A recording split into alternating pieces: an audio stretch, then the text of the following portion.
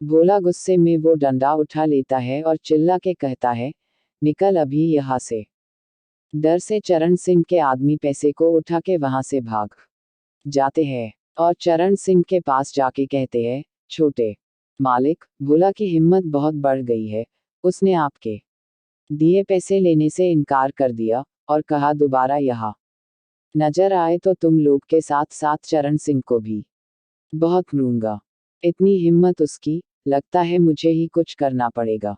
फिर अगले दिन चरण सिंह अपने आदमियों के साथ भोला के घर जाता है। भोला बाहर ही बैठा लकड़ियों के गांठ बना रहा था और उसकी बीवी रूपा बाहर झाड़ू लगा रही थी। चरण सिंह अपनी गाड़ी भोला के घर के सामने रोक के हॉर्न बजाता है, जिससे रूपा और भोला की नजर उस पर पड़ती है। वो गंदी नजरों से रूपा को ही घूर रहा था।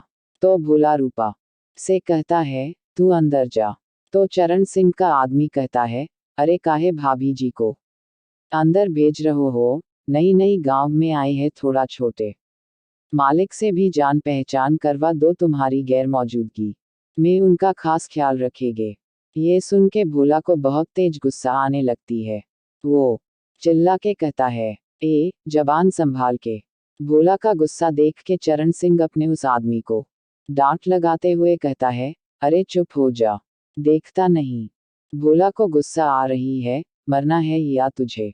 फिर वो गाड़ी से उतर के भोला के पास जाता है और कहता है, अरे डॉट डॉट डॉट डॉट भोला, तू तोच में बड़ा भोला, चाहिए तो बता और दे देते हैं। फिर तू भी खुश, मैं भी खुश और भाभी जी भी खुश।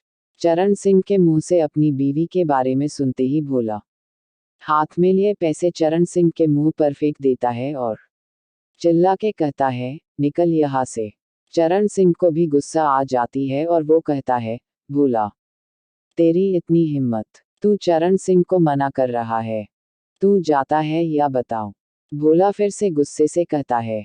चरण सिंह को अपने आदमियों के सामने अपनी बेइज्जती हुई सी महसूस होती है। वो तुरंत वहां से चला जाता है और जाते जाते भोला को धमकी देते हुए जाता है, ये तूने ठीक नहीं किया भोला, अंजाम तुझे भुगतना होगा। फिर चरण सिंह अपने आदमियों के साथ वहां से निकल जाता है। चरण सिंह के जाने के बाद रूपा अंदर से बाहर अपने पति के पास आता है और उसका हाथ पकड़ लेती है।